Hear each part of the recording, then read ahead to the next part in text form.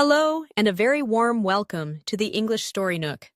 We are so glad you could join us for another story. Today, we're diving into a story about a woman who seems to have it all: a prestigious job, a beautiful apartment, and a busy social life. But deep down, she feels that this is not the life she is supposed to be living.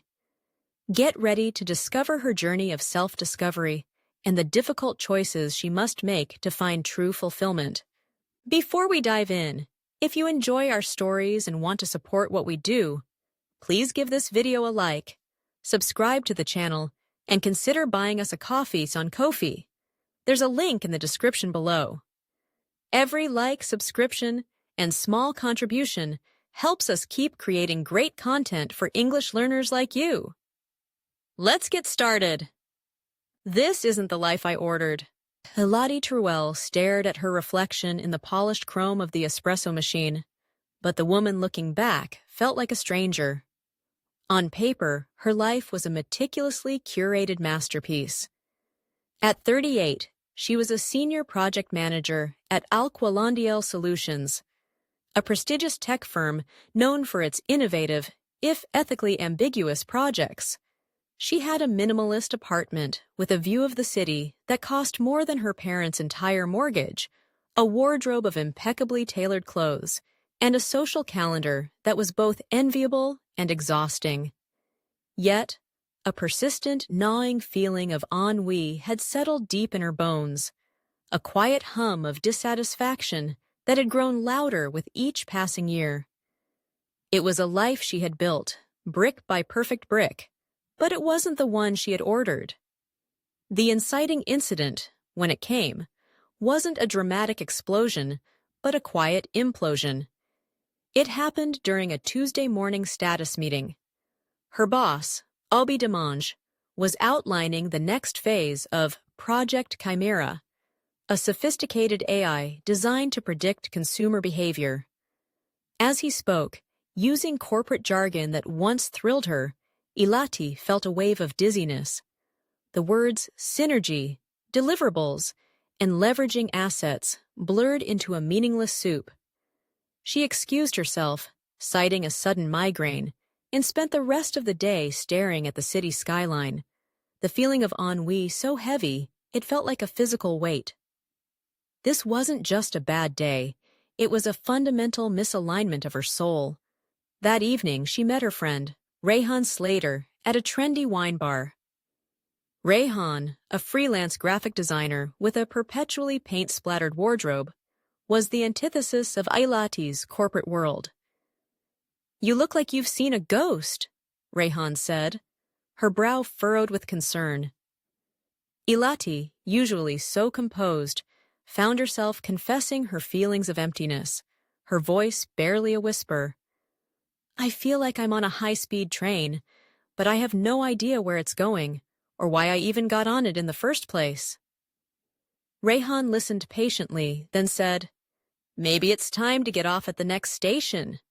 The idea, both terrifying and exhilarating, took root in Ilati's mind. It was time for a change, a paradigm shift in the way she was living her life. The first pinch point arrived a week later. Ilati started exploring other career paths, secretly taking online courses in sustainable agriculture and pottery. She felt a flicker of excitement she hadn't experienced in years. But her attempts to bring this new perspective to her current job were met with resistance. During a brainstorming session for a new project, she suggested a more ethical approach to data collection, one that prioritized user privacy.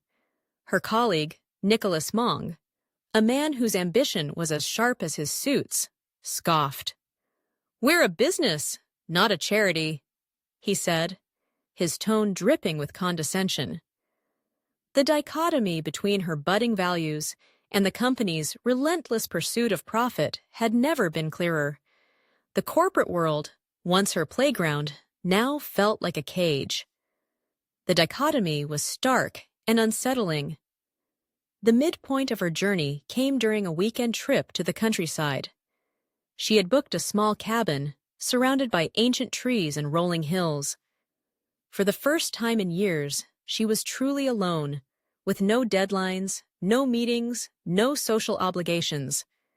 She spent her days hiking, her nights reading by the fire. The silence was deafening at first, then liberating. It was here, in the quiet solitude, that she had an epiphany. Her life wasn't just unfulfilling, it was unsustainable. The constant pressure, the long hours, the emotional detachment, it was all taking a toll on her mental and physical health. She realized that her pursuit of success had been a fallacy, a belief that external achievements could fill an internal void. The idea that a high-paying job and a fancy apartment would bring her happiness was a complete fallacy. The second pinch point was a conversation with her parents. They were proud of her, of course, but their pride was tied to her conventional success. When she tried to explain her growing disillusionment, they were confused. "But you have everything," her mother said, her voice laced with worry. "Why would you want to throw it all away?" Their inability to understand her feelings left her feeling isolated and misunderstood. The pressure to maintain the facade of the successful daughter was immense. She felt a growing sense of cognitive dissonance, the mental discomfort of holding two conflicting beliefs, the desire to please her parents and the need to be true to herself. The cognitive dissonance was becoming unbearable. The second plot point was a job offer. A small nonprofit organization dedicated to promoting sustainable farming practices had an opening for a project manager. The salary was a fraction of what she was earning at Alquilandiel Solutions. The office was a cramped space above a bakery, and the work would be challenging. But the thought of it filled her with a sense of purpose she hadn't felt in years. It was a serendipitous discovery, a chance encounter with an online ad that felt like a sign from the universe. The timing was so perfect, it felt serendipitous. The crisis came in the form of a promotion. Obi Demange called her into his office, his face beaming. He offered her a position as Director of Project Management, a role that came with a significant salary increase, a corner office, and even more responsibility. It was the culmination of everything she had worked for, the pinnacle of the life she had so carefully constructed. The offer was a golden cage, a beautiful trap. For a moment, she was tempted.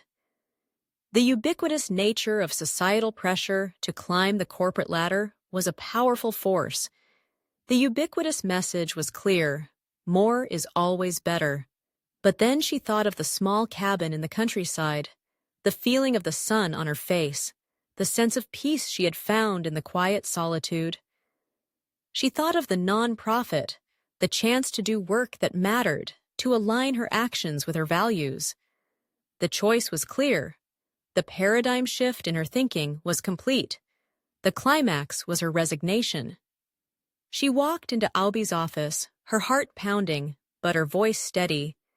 She thanked him for the opportunity, but explained that she was moving in a different direction. He was shocked, then disappointed. "You're making a huge mistake," he said, his voice cold. But Ailati knew, with a certainty that resonated deep in her soul, that she wasn't. She was finally choosing herself. The decision felt ephemeral in its simplicity, yet profound in its impact. The feeling of liberation was almost ephemeral, a fleeting moment of pure joy. The resolution was not a fairy tale ending, but a messy, beautiful, and authentic beginning. Ilati moved into a smaller apartment, sold most of her designer clothes, and started her new job. The work was hard, the hours were long, and there were days when she doubted her decision. But there was also a sense of purpose, a feeling of being part of something bigger than herself. She was learning to live a more sustainable life, not just in terms of the environment, but in terms of her own well-being. She was no longer living the life she thought she should want, but the one she was creating for herself, one imperfect, meaningful day at a time.